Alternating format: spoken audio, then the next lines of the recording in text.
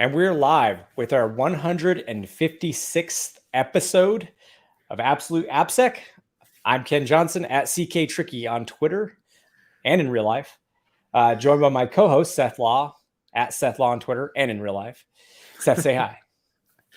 Hey, everybody. Welcome to a holiday celebration spectacular episode of the podcast. Since we are all going on break, I hope here shortly. I mean, that is if all the log4j hell, actually calms down for people. I think it's starting to.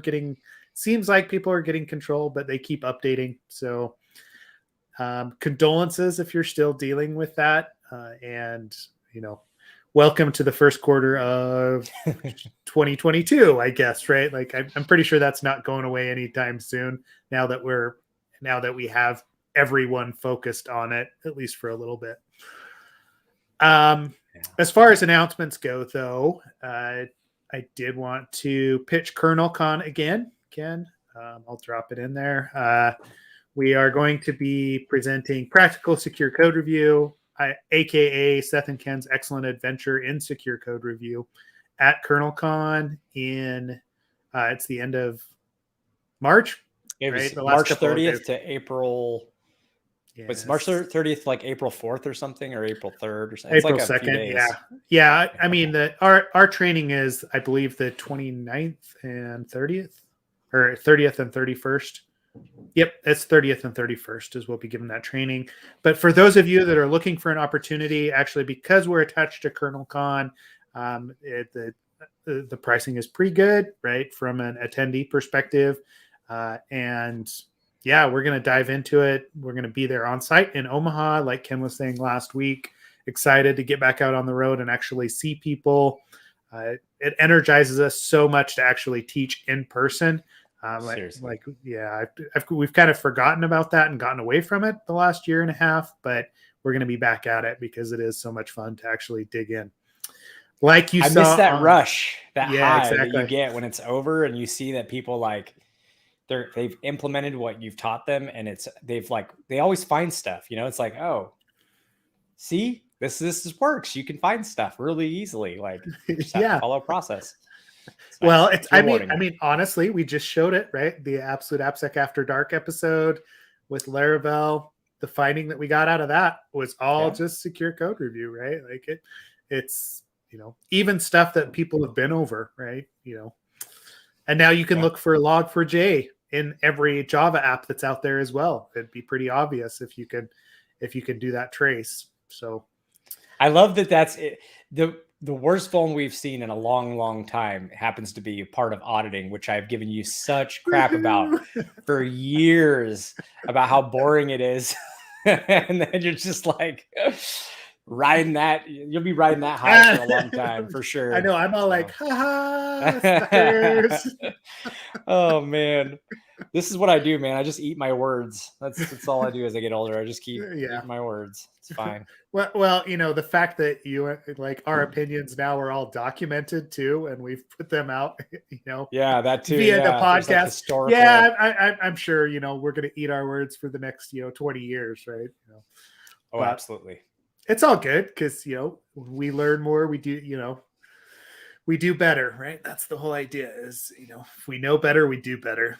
So log your shit, right? Like that's, Anyway, outside of KernelCon, I don't even know anymore, right? Like I'm so ready for a break from a work perspective that I just am, I'm pushing my last couple of reports out the next couple of days. And then anything I'm going to do on the computer is going to be fun from there on out, right?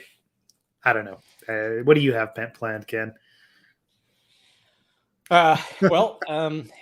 Yeah, that's a good question. Basically, a lot of our teams obviously trying to get some breaks, and I'm trying to give them breaks. So that means I'm kind of sticking around, keeping an eye on things, but at work. But I mean, I'll be going on a vacation shortly after Christmas, and then just in terms of I want to do the one thing I do want to do. If we can swing it before the end of the year, I'd love to do another After Dark episode. That was a lot of fun, and just continue on that Laravel framework. So that's a plan. Obviously, I was late to this because I'm trying to get my other place rented out to somebody. So busy time. I don't think, honestly, between work and like personal life and stuff, there's always something. You know how it goes, man. Yeah. I'm busy, but I feel like you own a company, so you're always going to be a little busier. I just work for one. So. Yeah. Well, I've got that's it, right? Like, yeah, we're at a, from a work perspective, I say that, right? But I'm with you, because it's, once you're kind of management and you're in charge, yes, there's vacation, but it's also, especially over the holidays, I want to give my guys a break, right? Right. Yeah. So like if something, because we help out with some bug bounty programs for companies, if something big comes in, I know I'm the one that's on the hook for it, right? Like, and I'm sure you've got guys that are, running some of that stuff now, but it's, just being able to help out and relieve that pressure a little bit. It's a similar, for me, that's actually similar. Yeah. Cause I manage people. So it's the same. It's like, I want people to get a break. So, but, yeah, I mean, I don't think anything, oh gosh, do I have wood to knock on here? I don't think there's gonna be, hopefully, another Log4j, while this 2-week kind of slowdown is occurring, but you can never, and honestly, you never know. I feel like every time I feel like Log4j is over, it's not over, right? So it's I was actually reviewing the Log4j meme site today. And just because there's new ones that have popped up, and I was like, oh yeah, exactly. It's still going on, right? Okay. So that actually brings me to the first article that I want to talk about, right? And it's that one that I sent over to you about. Okay, hold on. Let me just post it here quick. Sweet. OSS getting hammered for big corp failures, right? Right. Let me drop it into. Yeah, Ken is cursing us, on the But so this article goes into the fact that, it's actually showing that that XKCD, right? But somebody's modified it for Log4j. But we've talked about this for a long time, right? Like this goes back to the left pad debacle that we had years ago, and all of the big corporations that depend on open source software, right? And the fact that the software that we depend upon on the internet is crufty, and most of it may or may not actually be actively maintained.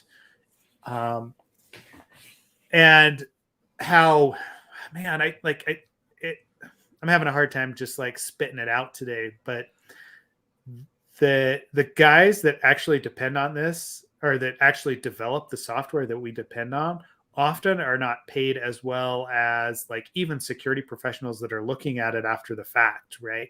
They're doing it in their spare time for free, without a lot of compensation. And I know GitHub has got some of the models that they're trying to, the stuff where you can sponsor projects. To help alleviate some of that. But we're still way behind on these critical pieces of infrastructure, right? It's no longer that they're just open source projects. These are infrastructure that we all depend on to use the internet and to develop products. And when something goes bad, we're screaming at people that realistically don't have time and don't have the resources to actually fix it. Literally screaming. Well, I guess through written word, but they show a screenshot of that. Someone's all caps, so that's yelling and mad about it, about the situation, and at the developers for having allowed this type of vulnerability to be present, and not just logging strings and just literally logging and not which is so they're mad. They're going off, right? And I get it ruins your weekend, right? Do you think that those developers are having a good month, right, at all?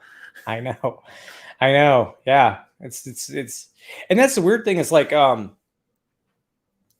it's probably new to some people, like the person who's yelling there, right? Or maybe, you Yeah. know, stuff like this happens. But I think like I've become so desensitized to it because, you know, I'm so used to, I don't know, once upon a time, we were all of the mindset when you do a code review or you do like a pen test or vulnerability assessment or whatever you want to call it. And, you know, you have some security that there's not supposed to be any holes. But I think over time, we've recognized like there's going to be, even in stuff that you pay for and you pay people to develop, not open source projects, there's going to be vulnerabilities. It's just going to happen. It's inevitable. We're humans writing code. So we're going to have errors. There's going to be some things we didn't think about. So with that acknowledgement of paid products, there should be an acknowledgement that if you're operating on open source, you know, there's going to be vulnerabilities, you know, it's going to happen. And I Yeah. become desensitized where I don't think too much about the blame. Usually now my mind goes to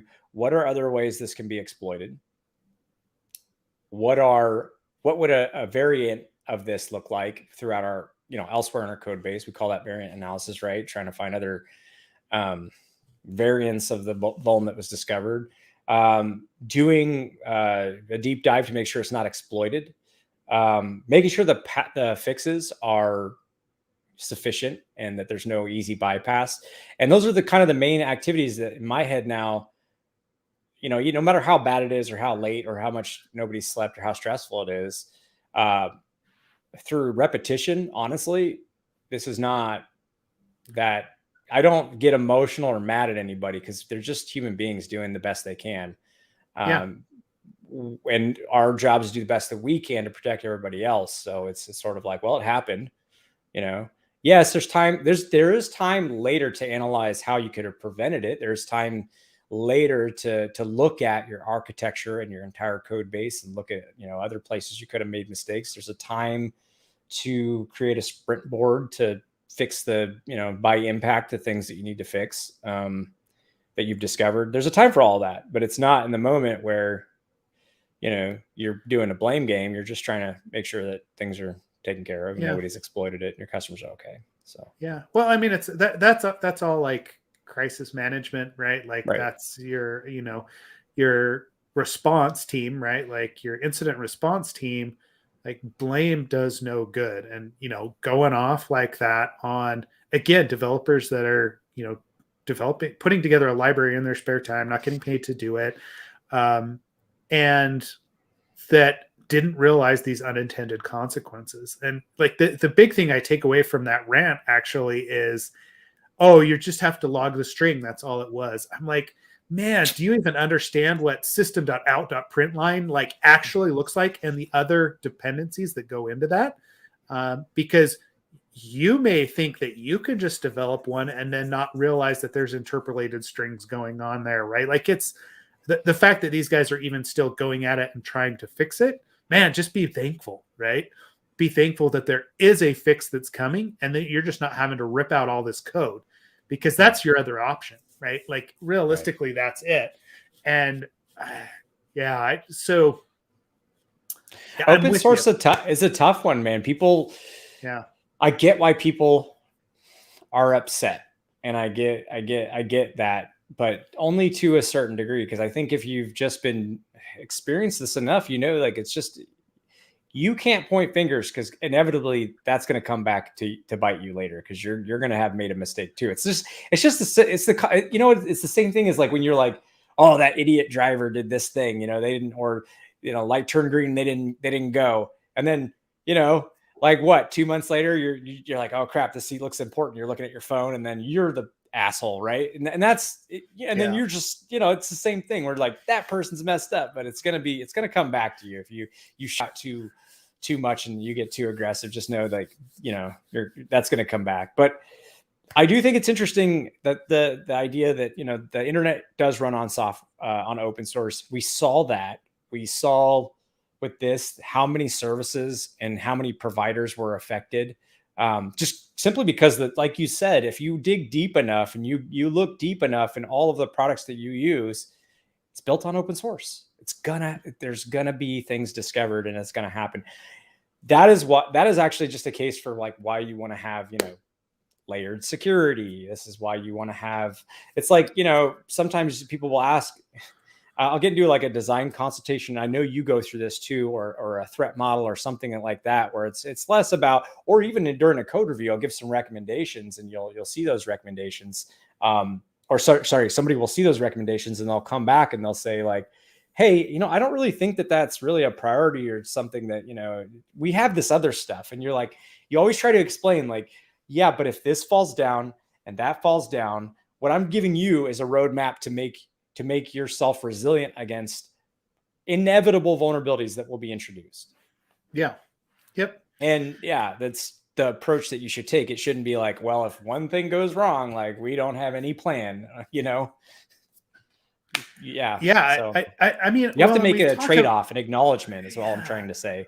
Well, and I mean, that response shows an immaturity in, okay, how long have you actually been in the industry? Because every time there's going to be a vulnerability, like you go back to, right? Like it's not surprising. Open source software, even commercial software, and I'd almost argue that most custom developed software is worse than open source software, right? You talk about the vulnerabilities that I find as a consultant, and it's mostly in custom software that's written specifically for companies, right? That's what application security is built on, because it's where active development is happening. It's where active mistakes are going on. Open source software actually has, especially projects like Log4j, have a lot more scrutiny on them, Apache, other ones, than custom software that's developed specifically for a company.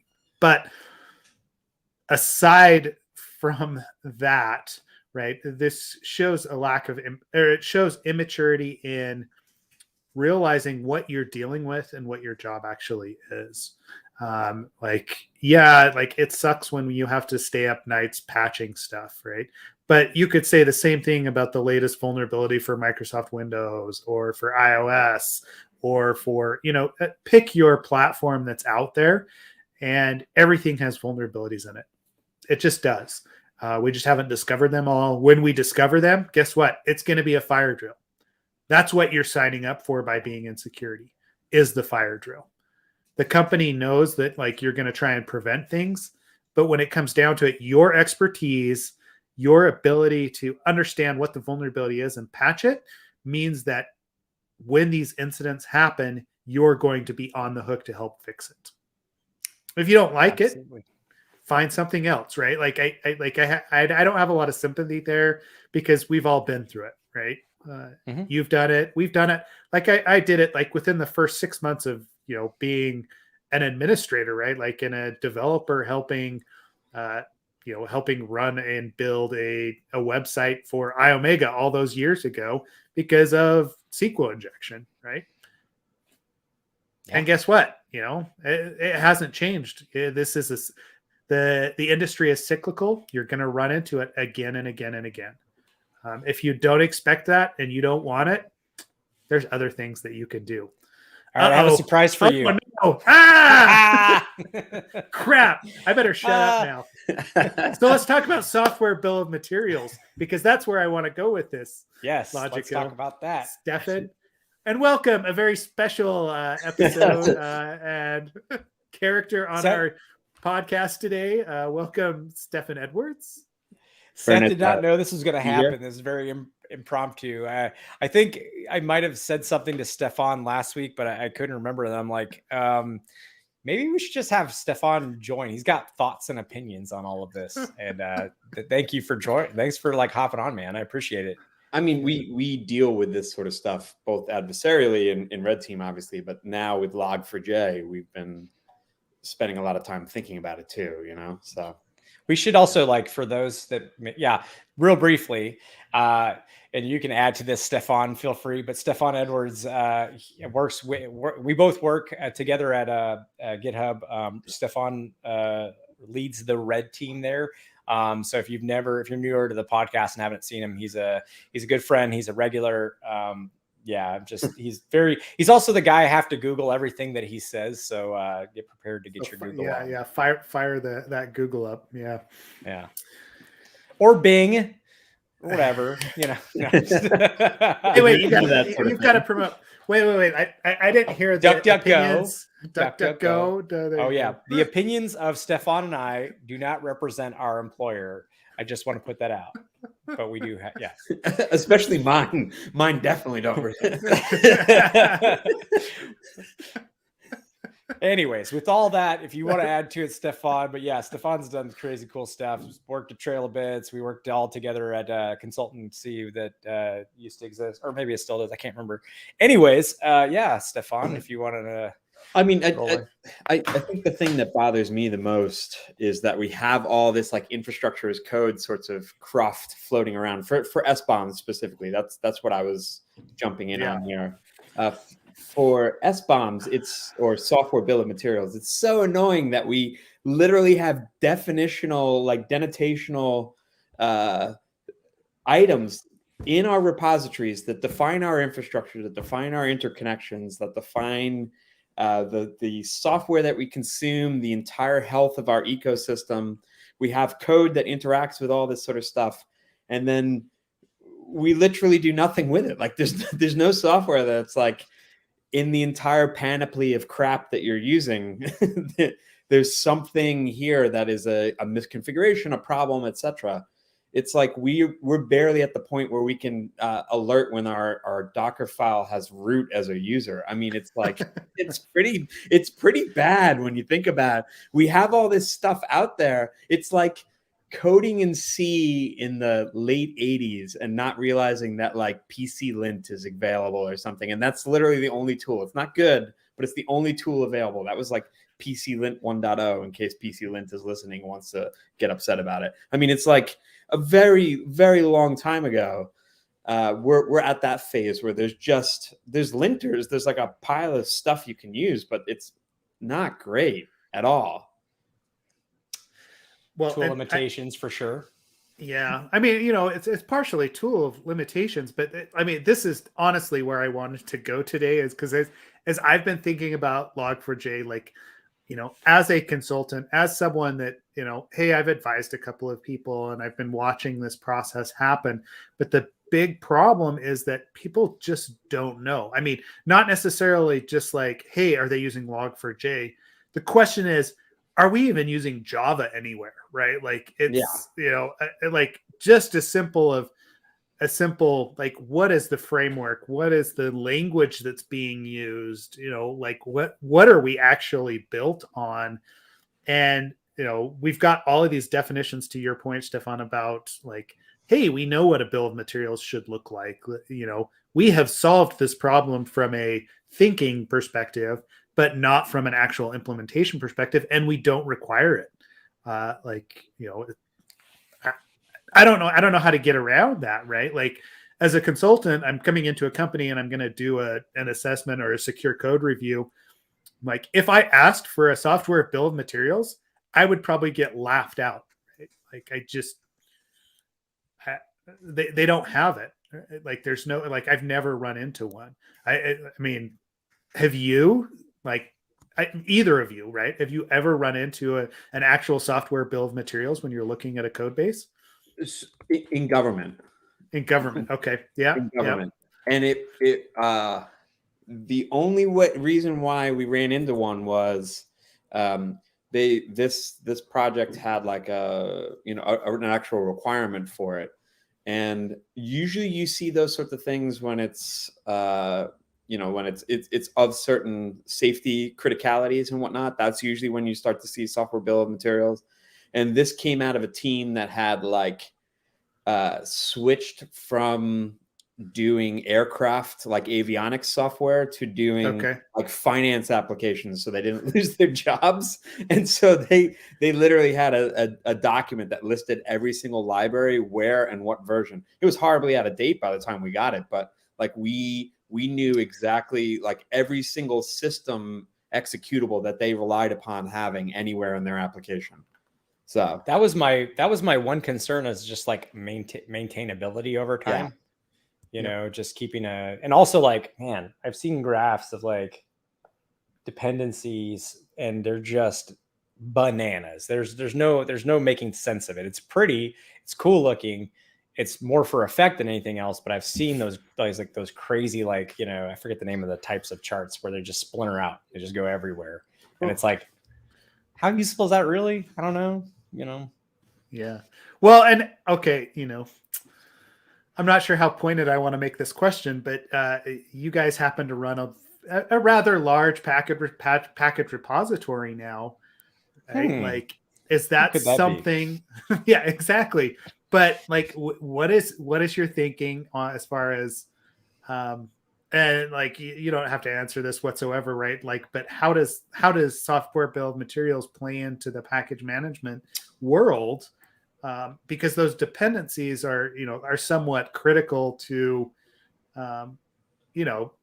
packages or package.json and package lock, right? Like that kind of stuff comes into play, and it's fairly automated. But how does that play into your thinking around bill of materials? I mean, can either of you answer that? It's I know, Stefan super can. pointed. Stefan, yeah, Stefan. absolutely. No, it's funny because Stefan, I'm laughing because this is part of what Stefan's been doing. So yeah. I just have to sit back and listen to him. I was so we're doing some work internally, like Ken mentioned. There's some projects that we have.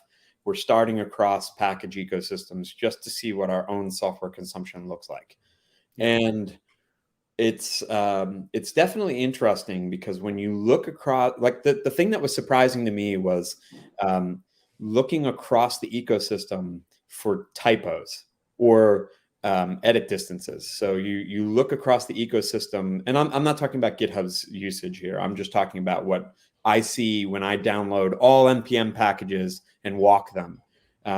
You look for things that are like 1 edit distance or 2 edit distances away. So there's a character removed, a character added, etc., character changed in between them. And the number of packages in NPM, in gems, in PyPI that do the same thing, have almost the same name, and are like 1 character away from one. Because the first time I was talking with Greg, and I was like, I was super stoked the first time I ran it because I literally found something that looked like it was typo squatting. And then I go to the page of the package, and it's this like ancient creaking library that's was written because someone thought about it, and then someone else didn't know, and they made a very similar package and named it the exact same thing, but with a dash instead of a period. And now developers, when they're looking for something, depending on how they search for it, they'll get like half of them will get dash and half of them will get period. And people will install this stuff, and it's like even if you have the best of intentions, if you're looking for object set or you're looking for something very generic, depending on how you search, you will get different versions of a library that does the same thing, for example. And so I think it's top of everyone's mind in package ecosystems. Like, what are we consuming? How are we consuming them? What's the package health? Microsoft has invested very heavily in this. There's an interesting tool. I've talked about it on the show before, OSS Gadget, that they maintain. It's a C# library and program suite of programs for downloading from various packages, package registries, excuse me. And it has its own URL format. And it can do some SBOM material. I know OpenSSF is very interested in it with one of their sub projects. And again, every maintainer that I've spoken to is interested in SBOMs. I also, the cynical side of me wants to admit too, though, that it's like that Mugatu meme where it's like SBOM's so hot right now. Everyone's talking about supply chain security. It's in like regular old people news. It's in tech news. I think everyone is just like super excited to see software bill of materials and supply chain more generally. So I think there's also a lot of money and idea space at play here too. So yeah. I do want to point out, Josh Corman deserves some credit here because I watched Josh Corman beat this into the ground back in screaming from the rooftop back in 2013 is the last time, but it probably before then is when it started. Has been just on that kick for the longest time, and kind of died down. And then now we're back to it with this. You know, I feel like that was like it's no matter how much we preemptively warn or, you know, think about this stuff and discuss it and have things presented on it, it feels like it's never until shit just goes terrible that people are like, oh, okay, I get it now. Yeah. Like, why is that? What is it about as human beings that we need to see that horrible outcome for it to, you know, register? I don't know. Anyways. Well, when did the Rugged Manifesto come out? Like Josh Corman and all those so folks? Long ago. Yeah. It's like Yeah. it was you know, like we've been talking about this for a while. The Verica folks have been talking about this with their you know, their manifesto for DevSecOps. Like none of this is new. I think everyone has known that the software ecosystem is unmonitored at best is probably a nice way of saying it, but it's just it's exploding now because I think people realize that it's going to be a problem, you know, or it's going to continue to be a problem, and we're not investing in it properly, you know.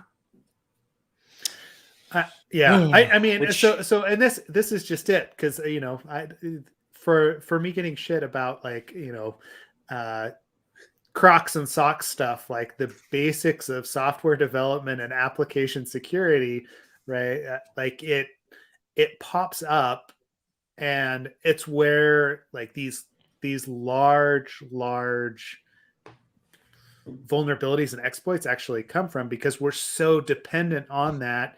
And as developers, though, we chase the new shiny, right? Like, oh yeah, how interesting is it to talk about Log4j 4 weeks ago, right? If I had brought up Log4j on the podcast, or like just in general, like tried to talk about it, like everybody being like, yeah, like, yeah, you have to log shit, right? Like that's kind of the response that I normally get. And now it's like, oh, there's this whole class of vulnerabilities that can pop out of that. And granted, like I wasn't prescient enough to know that, like, oh, I realized that this interpolation is actually going on and whatever, right? Like it took somebody actually exploiting it. But now, like, it's a question of what's next, right? Like what's in that software bill of materials that can bite us. And I've actually seen this from a dependency confusion perspective as well recently in some of the bug bounty stuff that I've been involved with, because developers mistype names of packages and then end up including things that they don't realize aren't there in the package repositories. And you get a researcher that realizes that pull is actually happening. And they're like, hey, like we found this in your code base, and we're seeing like all these instances, and it's not just the organization that I'm dealing with that has that mistype in there, right? Like it's, oh, you know, it may be one or two of our systems, but you saw like 2,000 different systems reach out because it's a very common package and it's easy to mistype stuff. And I'm like, man, how do you actually solve this, right? Like as a consultant, I'm like, okay, we're going to fix our stuff, but I don't know, because I don't want to touch the rest of that. You know, that's what you guys are dealing with. Anyway. Well, it's hard too, because whenever you have users who can generate names on stuff, it's like, so one of the things I do is again, edit distances, just looking for how close of a mistype. But one of the things I started looking for was commonly swapped pairs. So like W for E or R for E. Right. And looking through and iterating through commonly swapped pairs of things.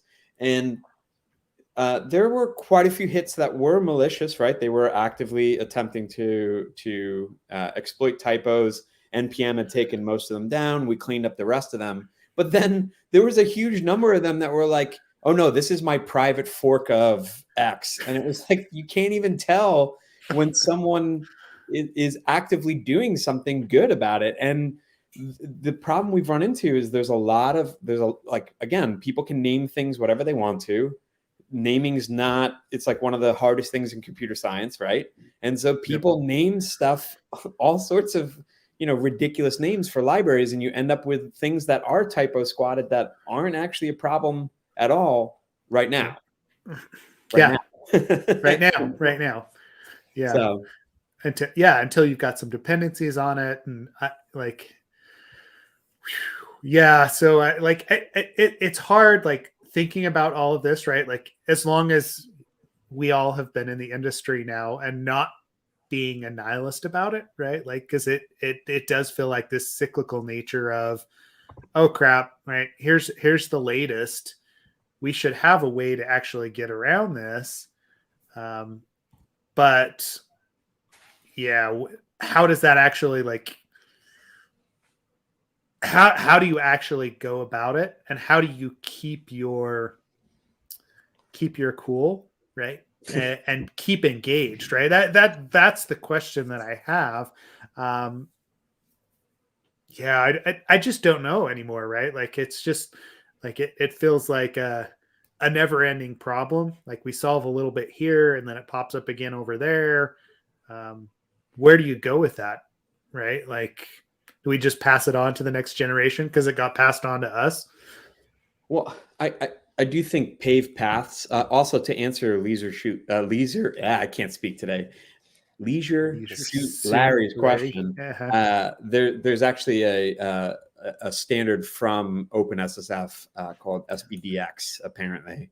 That they're working on. It's like a consortium thing, so it's going to be some time.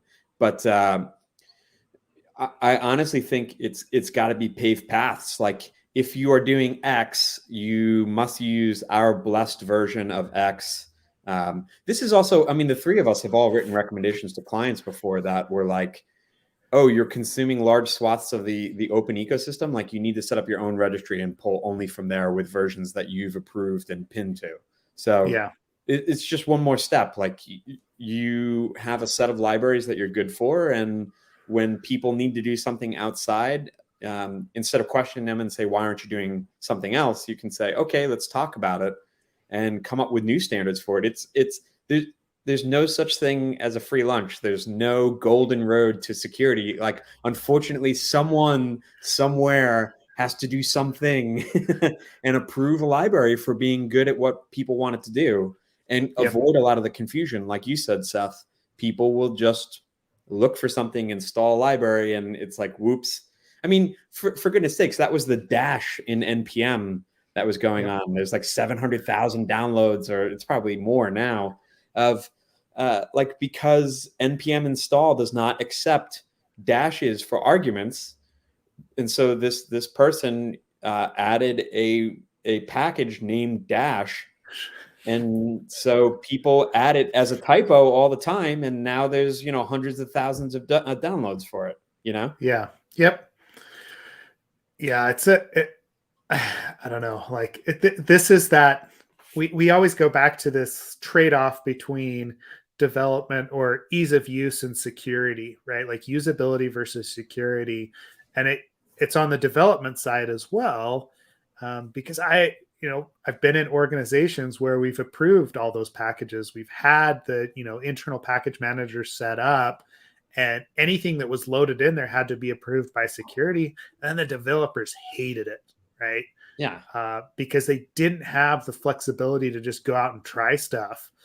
And so, like, we had to balance that with, okay, there's environments that you can actually run and you can test whatever you want in. We're protected against it. But once it goes into a product, it has to be approved by security.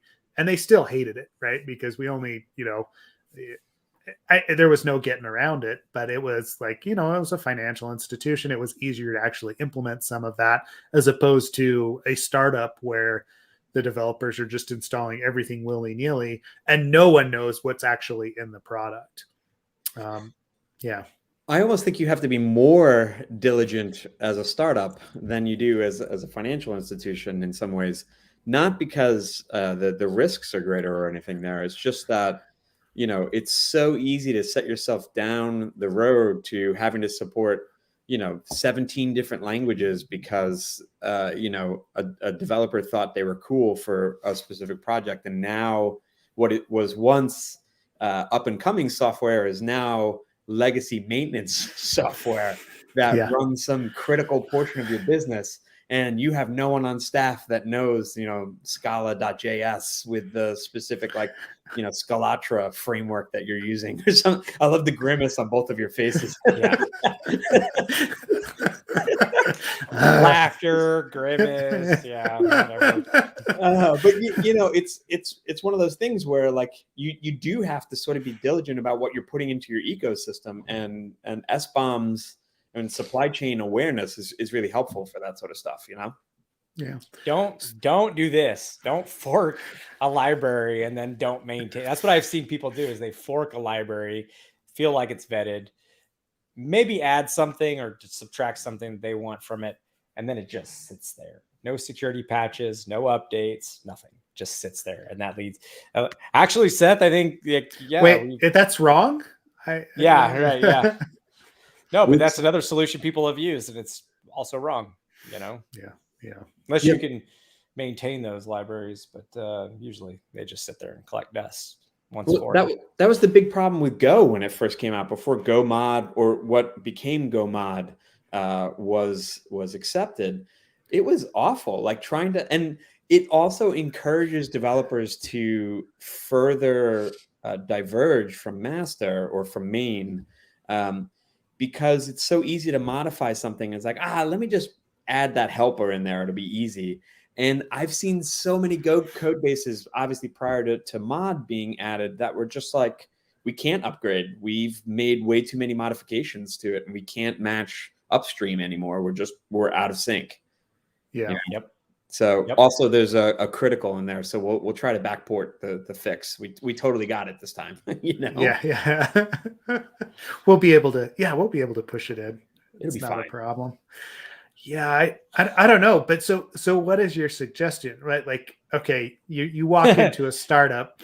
I'm gonna like go back to being a consultant. You walk into a startup, they have no software bill of materials. Where do you start? Is that what they need, though? Is AppSec what they need? Because that's the question. That's a legitimate question. We've been asked that before by brand new startups where they're like, what do I do? And you're like, wait, well, okay, so what are you using? They're like, oh, we're using AWS. Like, okay, so what have you done to secure AWS? Well, we know we have some workspaces, a few different environments for AWS. We're actually not, like, I think some of those devs have their own AWS. Wait, I actually don't know how many. Are we only using AWS? Are we also using Azure? We definitely have GCP. Wait, apparently we're using some GCP. Yeah. You're only a node shop. Oh, no, we do remember now. Yeah, except for except for wait. Yeah, we do have that one ASP, app that we wrote, 10 years ago. Oh my gosh. I think and Seth, your post in Slack right now is exactly where I was going to go. Exactly. Good point. Software bill of materials is the new hotness for InfoSec 101, which is you need an asset catalog, and you need to understand your risk for said asset catalog, and you need to understand what data transits said component within said asset catalog, and you need to understand what your current posture and exposure to said entry and asset catalog is. And SBOMs are just the latest version of InfoSec needs to make you eat your vegetables. I mean, it's like, it's not sexy, it's not fun, but it's so much better than having to figure out where you're running log4j, and then finding out like 10 days after that you're also still running log4j somewhere. Yeah. I mean, it's the basics, right? And I mean, Daniel Miesler posted that, like, this was a recent article from him, right? And I mean, it all references log4j stuff because everybody's kind of thinking about software bill of materials and how do I understand where that's actually at. But and that was where I was going with it. I figured it was apropos to actually push that in there, that this asset management, knowing what you have and what you're actually using across the board. And then that feeds into application security and the software bill of materials, because that's part of the development process. But if you don't understand what developer workstations are out there and what cloud provider you're using, what internal tools, like how many different cloud providers, how many different internal tools are actually available, it's going to be very difficult. But your money is probably not best spent on paying for us to come in and do a test, right? At that point, your money's better spent having somebody walk in, like such as yourself, and say, look, I know you want us to do a test and find vulnerabilities and all that, but listen, if you haven't done a basic catalog of what you all own and you can't tell me like what your endpoint security looks like and how many laptops are, like you said, like how many dev laptops are out there and what controls are on there. What good am I? What is any good? You're putting your money in the wrong place. It's don't. Yeah. But that has happened. That's why I say that's absolutely happened where we've been brought in. People are like, we want AppSec. And you're like, you're not ready for it yet. You have a lot to do that underpins all the security of everything you're doing here before you even get to that. That's once you feel like you've got it pretty much under control, like that's not your, anyways, I'm going off on a tangent. People want to go to the sexiest thing possible. They want to solve actual problems. And I think what a lot of this is speaking to, though, is this really needs to be automatic. Remember fixing XSS or SQL injection when it was all manual and you had to find every single location? Like modern frameworks, you don't think about that sort of stuff. And I do think IAC's next innovation or next evolution, I should say, is being able to actually build an asset catalog and have some reasonable semblance of understanding of who, what, where, when, how, automatically for all of your infrastructure. And then we stop talking about asset catalogs and we enable GRC folks to query and check for compliance rather than spend months on end actually, having interviews trying to figure out what's living where, and have those basics. And people are focusing on the cool problems and are focusing on the other stuff rather than, entering into an Excel sheet again. Yeah. Well, and that's, I mean, honestly, the automated portion of that is the hard thing, right? And that's what I get to with software bill of materials, because I'm like, okay, I think about a node application, I think about packages.json and the ability to distill that down pretty quickly as long as we understand what the application is and the software composition analysis that's going on. Okay, that's all, fairly important. You can build some of that out, but how important actually is that when it comes to, okay, a bug bounty program that I'm helping run, and they don't even know who owns the assets that they're pushing out to the bug bounty program. And I'm like, guys, the cart's way before the horse here, right? Like if we can't actually fix the vulnerabilities that are coming in, why are we paying for them, right? Like I don't understand. And it's because somebody got sold on BugCrowd or HackerOne or whoever else, and they wanted to go to their investors and say, yeah, we run a bug bounty program because that's a cool thing right now. It's sexy. Yeah. It's the sexy problem to have, or it's the it gets us good marketing, right? That's marketing material. So but I don't know, right? Like, how do you solve that continuous asset management problem across the board? Not necessarily just the software bill of materials, but even just applications, right? Like, internally at GitHub/Microsoft, do you have a solution for that? That's not just enter into this form, who owns what? Am I putting you too much on the spot? No, we use well, I don't know, like I can talk about it a little bit. We use ownership files inside of repositories. This is a standard that's kind of required for you to be able to deploy. Also, we have like because of the way we're set up to deploy, there's gates. We'll say there's gates that you have to go through if you want to put an app on path. Got it. Okay. Yeah. I mean, and there's a catalog of services that we have that's mapped to the information that's placed in this ownership file. And again, that's needed to go online. And then we've got, like I said, we've got some gates that things go through. So maybe there's more to add there that Stefan can think of, but that's kind of like, the primary way. A repo maps to a service, basically. Kind of thing. Yeah. Well, and that would be my question to Stefan there is, as a red teamer, right? Like, as your team goes in and finds these vulnerabilities, right? How do you identify who that goes to, right? So is it always that? Is that always in place? So we, because of GitHub's position and whatnot, we actually do a fairly robust conception of operations process prior to launching an engagement, and we actually engage with our client engineering teams much earlier than maybe a normal or traditional red team would for certain. Okay. Things. So it's much more as if dev teams had come to us and asked like, hey, can you red team this? Except we're the ones like sort of sticking our foot in the door and saying, hey, we're going to red team this. So let's talk through with your management what that looks like. So we set up rooms for communications in case something goes down, et cetera there. So we do quite a bit of legwork to find directly responsible individuals, directly responsible teams, and then also potential blast radius. So for example, if we're doing something with system A and we know that it is very heavily reliant on system B, we'll actually read system B into the program and talk about what we are going to try and what we might see. Now, obviously, we don't read the entire team in. Developers like may or may not know about it. It's mostly for management, so that management can escalate to us properly. But yeah, we rely on the code owners and service catalog quite heavily for our work as well, just to know who we might be impacting, honestly. Okay. Which makes sense. I mean, that's more of kind of like a consulting style arrangement, right? Yeah. Like we've got a list of, like a checklist that we put in when we're dealing with clients as far as, okay, who does this escalate to? Like when there's a problem, who are the developers? If we have questions about, activities and, all of that other stuff, it feels like a kind of an internal consulting or, red teaming engagement at that point. So, which makes sense, right? From my perspective,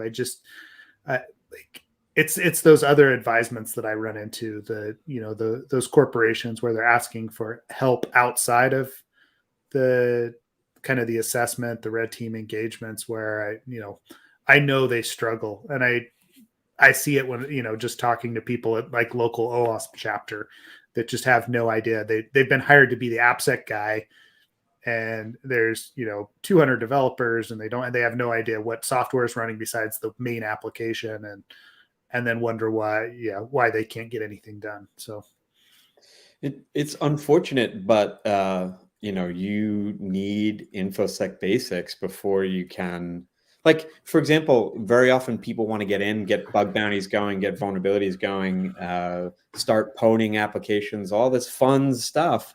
And it's like, all right, how do you risk rate that against the application? Like, what is the risk rating for the system versus the business? Like, is there a business risk that's different from a system risk?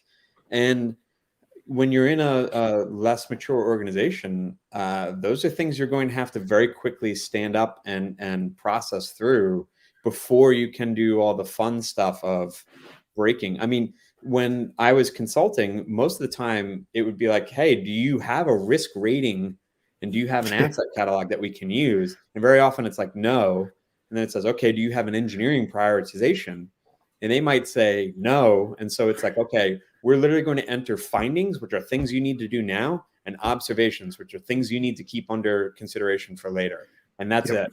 And everything that I say is an F, you have to go through and figure out how to fix, and we'll help you prioritize it. Because they're just not mature enough to be like, this is a very likely F versus this is a very unlikely F. Like, do that later, Yeah, because they don't know. They don't even have 2 buys to work with, Well, and that's I mean that goes back to another problem that I'm running into constantly, and apparently it's a bitch session today about asset management. But another problem that I'm running into quite often with even large organization is pushback on, hey, I rated this as a medium severity issue for your application, right? Just based on my limited knowledge of coming in and consulting. And they're coming back and they're like, well, we want you to put that as a low on the report. And I'm like, why? Right? Like, why are you asking me to change a rating when you can accept whatever you have? Like, I know you've got Jira or something internally that's doing bug tracking, like that is your prioritization, or maybe you don't, right? But the fact that you're pushing back on me in my report just kind of shows this lack of maturity in your organization on how to deal with exactly what you're talking about, Stefan. What do I need to do now versus what do I need to do in the future? And just because something is rated by an external third party as a high severity doesn't mean that you have to go jump on it right at this minute, right? And so You probably sometimes it's just a compliance requirement. Honestly, sometimes it's like if they can show that there's no mediums or highs or criticals, then and it's low, that they can pass their SOC audit or whatever it might be. Sometimes that's literally just the reason they do it. they don't have Yeah. a Sometimes conceptualization it's- process. yeah, They don't Yeah, have they a don't- process to ingest findings and say, oh, for the system, this is a high, or this is an uncontextualized high. But based on access profiles and other things, it's actually a low because it's literally only accessible by Susie, who like has 2 keys to get into the building and has to go down into a basement in order to access it, whatever it is. They don't have that process to understand it. Like Ken said, it's just like it's legal says compliance. I need to fix all highs. You Yeah. gave me a high, so I don't want to fix it now. So like go fix Well, it. and that's just it, right? Like I feel like, and all you're doing is confirming this to me, as it feels like they're just being lazy, right? Like they don't want to justify on the report what their process is to compliance or to whoever is asking to say, oh, well, we looked at this and we have a definition of why this is really a low severity and we're putting it on the backlog, as opposed to we're going in to take care of it right now. And yeah, so that's what it's going back to for me is, hey, yeah, it's a maturity and it's a laziness factor on, what they're actually implementing or what their process is. Yeah. NIST 812 in the streets, NIST 830 in the sheets. That's a good tagline. Yeah. I mean, you need, like, NIST 812 is like intro to InfoSec or basics to information security, and then NIST 830 is like the first document in risk management within the NIST universe there. So Yep. it's like as much as you want to do all the cool stuff, all the crypto stuff in NIST, or like NIST 800-115 or whatever, you really need to start with the basics always. And it's unfortunate that people don't. Yeah. Yeah. But well, yeah. Well, I was going to say, bringing it back to Log4j though, and that's that whole thing. It's also hilarious how we have come to rely on unpaid labor, and our entire businesses are accepting huge amounts of risk from unpaid contributors who may literally be in like countries that we actually couldn't do contract. Like we may literally not be able to pay these people legally for certain things if they were paid, and yet we just willingly accept software from these people because we literally have no provenance information and no care about this sort of stuff. Not that everyone needs to worry about provenance and source and ITAR restrictions and things like that, but it is quite funny when you think about the fact that like people just yeet stuff off of GitHub into their code base wherever it is, and Stack Overflow. Yeah. I don't know like how many comics are out there about like Stack Over, like developers that are like, what people think I do during my job, during my day to day, and what it really is I'm going to Stack Overflow, copy paste. Did it work? Sweet. All right, let's move on. But yeah, we just pull that all off of GitHub. But it does go back to that provenance. It goes back to the software bill of materials and understanding where stuff is coming from and what you're actually ingesting, and having that discussion at a developer / even an organizational level that's probably not going on. Oh yeah, for sure. Yeah. I mean, we don't know. And it's also funny when you consider like, okay, Log4j is bad, right? But I've also had clients who they Googled like Node Alpine Docker, and they got some random person's Node Alpine Docker. And it's not 1 or 5. This is like dozens of clients who did this. And they found some random persons, and he was a great guy. But if they had just looked at Alpine Node, they would have seen the official Docker image. Or if they had just looked at Node Alpine, they also would have seen that official Docker image. And it's just like, there's no easy way to consume software for people, regardless of what the software is, anywhere in your stack. It doesn't matter. There's no easy way to consume it. So, and we're seeing that across the board. Yeah. Like, people just can't consume software properly. Yeah, it goes back to source of authority, right? Like, who is the source of authority? Who is it that you actually trust, right? because just because something is on GitHub does not mean it's approved source, right? For actually running. Everyone pushes their projects up to GitHub. A lot of people make them public, but it doesn't mean that it's safe.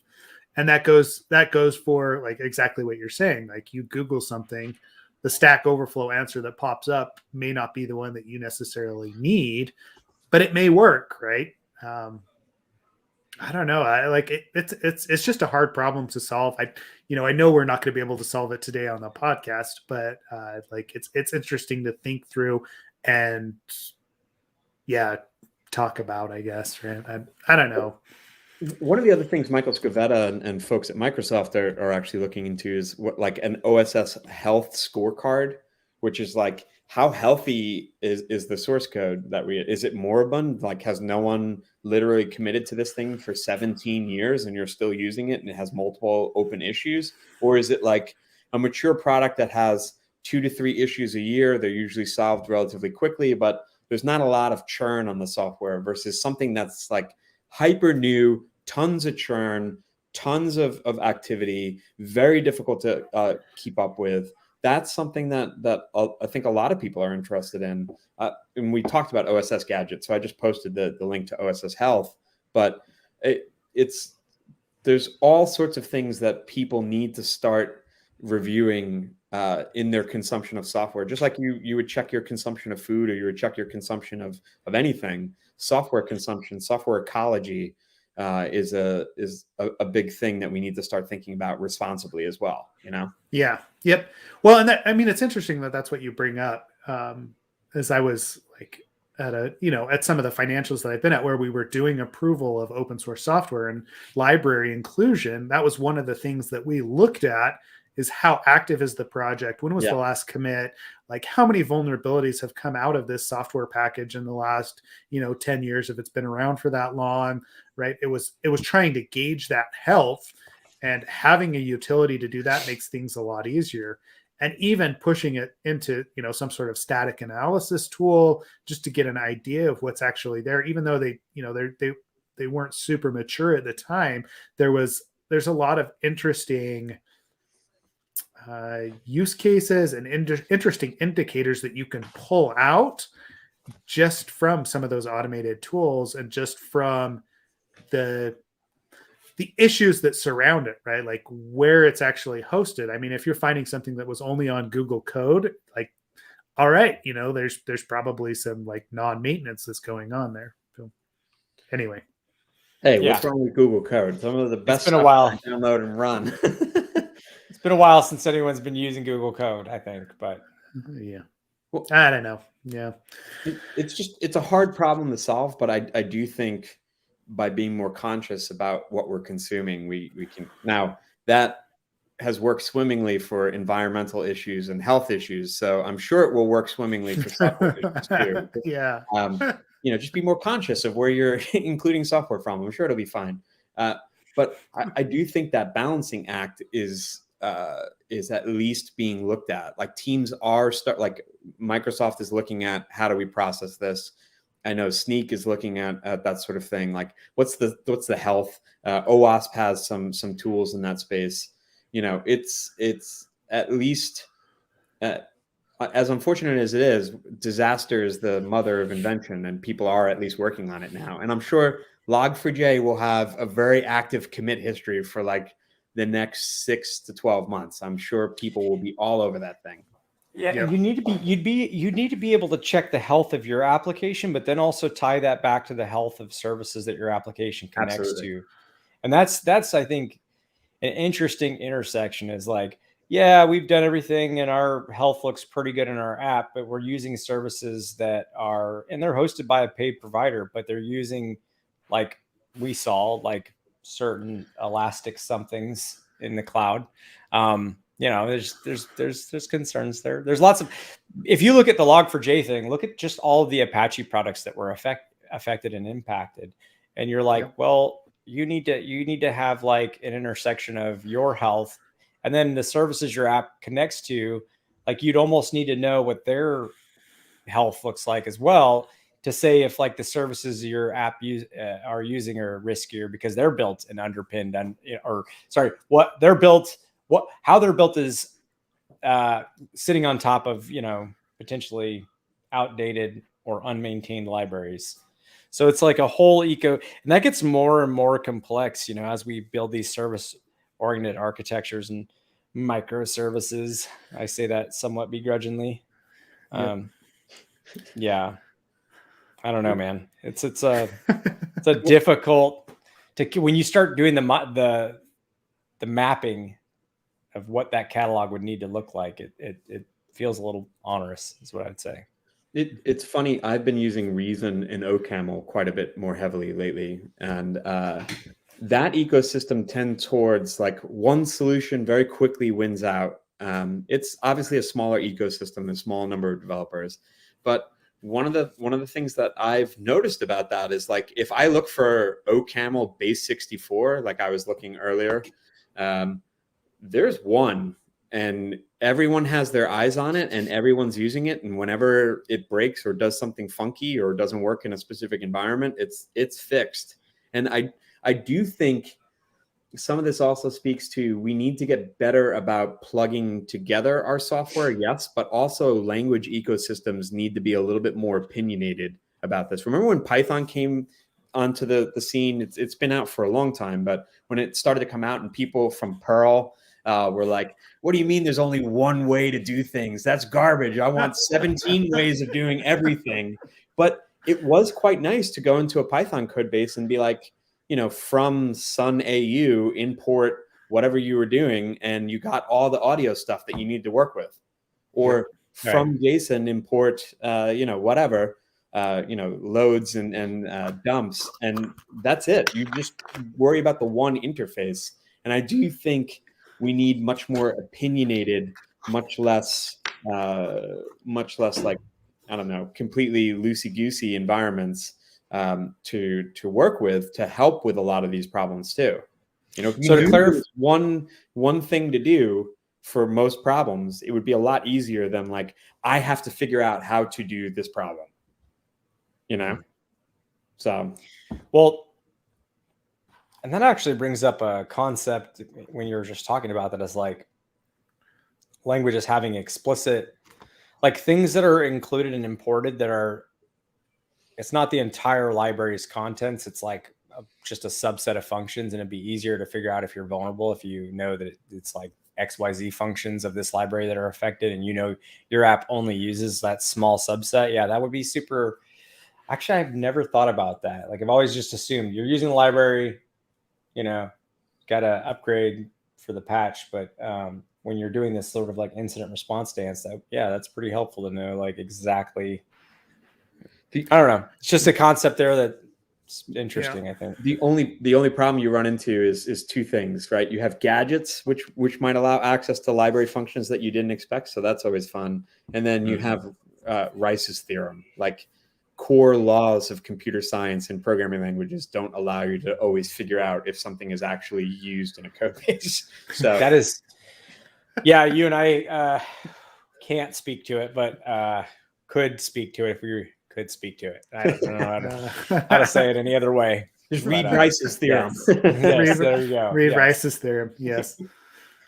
Yeah, I don't know. I mean, you talk about like what's actually important, right, in a code base, Ken, like that idea, and that Jerry Gamblin and everything that those guys were doing over at, they got acquired. What was the name? Kenna. Yeah. It was trying to give prioritization. I mean, that was more on the network side of thing, like the vulnerabilities as they popped up. But as you dig into code bases, you can definitely have a discussion about what's actually being used. But again, it goes back to that understanding of what the asset is, what the software bill of materials is, and then what's actually provided by those interfaces and the different versions of the software. It's not an easy problem to solve. Like it just I know it could be automated at some level, but like how much time do you actually have, right? Well, what else is interesting? Speaking of Kenna, Jerry Gamblin does a ton of CVE processing. I know he's mentioned it. I like how Seth is somehow. Yeah, that's pretty funny.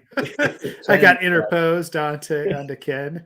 But I know Jerry has done quite a bit of work on this. But if you look at CVEs and you look at how they're processed, the data behind them is really rough. It's like a bunch of people at MITRE and other CNAs trying to get data in. Don't even get me started, right? Right. Like you know, half the time they like CVEs aren't even descriptive as to what the function is, what the yeah, it's a freaking placeholder, and there's not a lot of data in there. It is I mean, it's great. You're like, oh yeah, I have this CVE that I discovered something, and I'm like, there's nothing in that CVE outside of there is a problem with Microsoft Windows, right? Some of them are that broad, and I'm like, it's not super helpful. And I know, like, we should probably have Jerry back on to talk about it, because that is it's a huge mess, is realistically what it boils down to, right? Like, it's just a huge mess. And I don't have a solution for it, right? Like, I just don't have a solution. But I don't think anybody does at this point, outside of it's a hard problem and you got to keep at it. So NIST has Oval, right? That's an open SCAP and all those sorts of things. But the last time I looked at the Oval interpreter and running that whole suite of things, that was like downloading 7 gigs of vulnerable data and then making sure that you could either get data that could be correlated to Oval, or you could get the Oval interpreter on every machine. Now, imagine if your pods, which were like 500 megs or whatever, now have to have 7 gigs of Oval data. I mean, it's just like we have people doing the right thing, but they're sort of outdated or old or whatever. And we really need to take a fresh look at a lot of this stuff, especially when we have so much crap out there that is literally meant to be parsed and you can literally import a Terraform parser in a Python session right now and start processing your Terraform files, you know, like, so get out there and do it. Every single one of you start typing right now. No, but seriously, we could do so much more, and it's there. We just need to have actual investment in it. Yep. Yeah. Well, and I mean, it'll be interesting to see with all the Log4j stuff that's going on, how much investment gets into that sort of thing. I mean, there are organizations that will, there's others that'll patch and they're just going to move on. And I think, sadly, that's probably going to be the majority, right? Is the majority will just be like, oh, okay, you know, that was just the latest vulnerability. So make sure our incident response plan was executed properly and let's move on. Until the next one, because there will be another one. Well, there'll be another one, and then they'll be so shocked and surprised, and it'll be the worst thing since shell sock, and you know, blah blah blah blah blah. And it's like, come on, like we consume so much software, and we don't actually know what we're doing half the time, and then we just end up in this situation, you know, where we're broken. Yeah. No, it looks like, by the way, I heard you guys say, did you say my icon when I turned off the video was Seth? Yeah, with Seth. Yes. I don't know why. That's pretty interesting. It was bizarre. So let me ask you this question. Do you have any predictions for what, the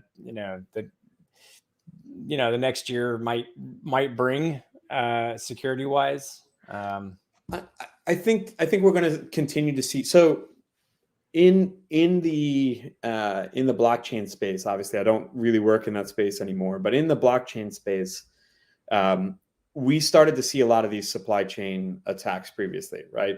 There were a lot of people targeting malware for this area. There were a lot of people interested in this area. And now we're starting to see it in like traditional InfoSec as well.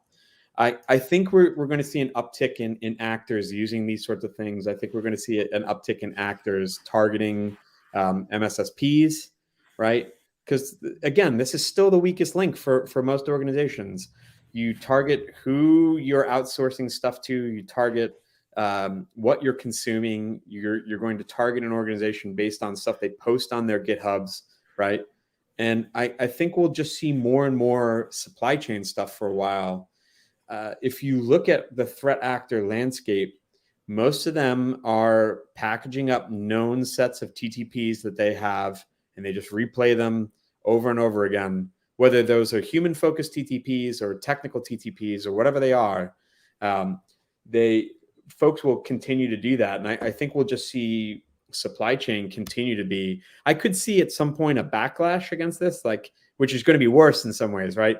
Remember the old days of like not invented here, when everyone would write their own stuff and you would go into a client and you had no idea what you were getting into because they totally implemented their own configuration language that is 100% like JSON, but they also added, like the addition operator or something ridiculous, And it's like accidentally Turing complete somewhere, Yes. I do think we'll see an uptick in supply chain. I think we'll see an uptick in nation state actors moving down the supply, like the food chain a little bit, as they want to move laterally to an organization that they're targeting. But I don't think we'll see any huge sudden wins in this space unless a language actually bellies up to the bar and starts to say, okay, for F#, where if you're parsing JSON and you're doing this, you must have the following things in order for it to compile, and it doesn't have to be hard. Seth, you and I have talked about this a ton. We even wanted to study removing Turing completeness from languages. Yeah. Yes. I knew it was going to come up today. I knew it was, but yes, keep on going. But I do think we're going to need to see languages and frameworks belly up to the bar to fix a lot of this stuff, just very much like we've seen languages and frameworks belly up to the bar to fix input validation, output encoding. It's the same thing. We're going to need provenance. We're going to need strong checks. We're going to need web of trust. And that's a huge 4-letter word for many people. But we're going to need a lot of this sort of stuff, especially as we continue to build these like very complex social ecologies, Yeah. I'd also love to see if you're familiar with ecology, like the Gaia hypothesis versus the Median hypothesis. Like the Median hypothesis is that Earth is continuously trying to kill all life on it, and it just so happens that life like accidentally continues to exist on Earth. Like it would be very interesting to have two ecologists talk through software as well and see what they think about the ecosystem. Because it's certainly not healthy. No. Well, yeah. Well, yeah. I mean, from a prediction perspective, Ken and I were talking about this, and we may go deeper into it next episode because I know we're pushing it here on time today. And I want to be cognizant, especially where you joined. Yeah. I mean, it is the holidays, so it's a special episode, whatever. I got it. Yeah. Yeah, exactly. But like from a prediction perspective, it's going to be iterative. There's not going to be anything that's going to be that groundbreaking. We've never seen, like, when was the last time you saw something that was groundbreaking in the software space, like in the software security space? It's all very iterative. We build on what we've done before, and that's how we solved cross-site scripting. That's how we solved SQL injection. Yeah. So I thought serverless was a very cool thing until Stefan ruined that for me. I was like, oh yeah, they've been doing that this is just a new name on stuff that's already been around. And I was like, thanks, Stefan. Let me be ignorant. Let me be happy and ignorant. No, I'm joking. Luca Cardelli was working on that in the 80s. It was some stuff that they were doing at DEC, believe it or not, in a language called Oblique. And they had you could write it on your machine, test it with a small data set, and then throw it into the cloud, which they called a grid in those days. And it just worked. You didn't have to do anything. And that was serverless. Uh-huh. See, we just slapped time with Stefan. You'll have no heroes, no inspirations. Nothing is new. He just knows too much. Nothing is new. Nothing is. Haven't we talked about? I wouldn't know. I'm so new into the space. I don't even know what this Perl language is you were talking about, Stefan. Well, that's something I've always been interested in, is like the history of programming languages and the history of operating systems and whatnot. And I think and I could talk about this all day, but there's a huge lack of understanding of the history of where things come from. And very often people just reinvent the wheel.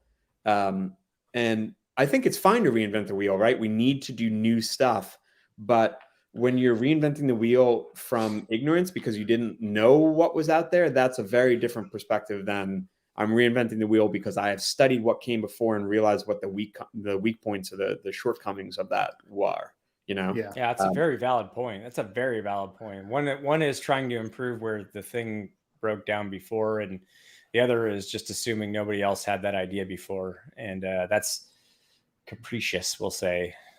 The latter. Well, yeah, and this, I mean, this goes back to an education perspective, and this is the argument of computer science as an actual like scientific, methodology, like how we learn about building software versus boot camps. And, hey, in 6 weeks, you can learn everything you need to know about JavaScript, right? Like, and it doesn't mean that they don't each have their place, but at the level that we're starting to talk about here, the science and the scientific background of actually developing software is very important when it comes to security and understanding what's come before and what are the ideas that people have tried that did not work and why didn't they work. Because I mean, I feel like we run into that, and that's where we have a lot of these issues. And we'll continue to. Yeah. So I don't know. And this is where, Ken, this is why I'm a nihilist. Yeah, exactly. Yeah. Well, and when I say nihilist, I should always clarify, like when I say nihilist, I mean it in like the nihilistic communism. Like there's no inherent like moral good for security, right? Mm-hmm. Like there's no requirement that is inherent to security that makes it morally righteous choice versus being insecure, right? It's a process you have to work on. So yeah. Yep. It'll just depress you. That's all. Right? Yeah. I'm not depressed. I'm super happy. Because there's always going to be something to work on. Not even that. Yeah. I mean, life is short, and then you die, and then it's super easy. See? Yep. Exactly. That's. Oh, and on that note. And on that note, right? Merry Christmas, everyone. Right, yeah.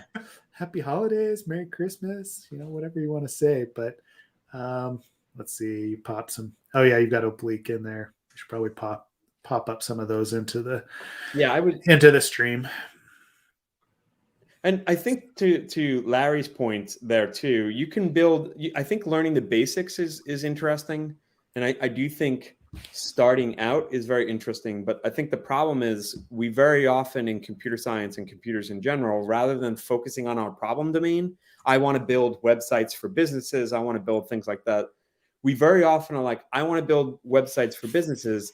Therefore, I need to write my own ORM in order to approach this. And I'm going to write my own shadow DOM because that is totally in what I should be doing for my application. And I think there's that struggle continuously. We always want to have something new and something different and be working on something impactful. And actually, the vast majority of software that we create is incredibly boring. It's boring. It's very boring, But imagine if you had to write something to do all of the pipes that we do in Shell every single time.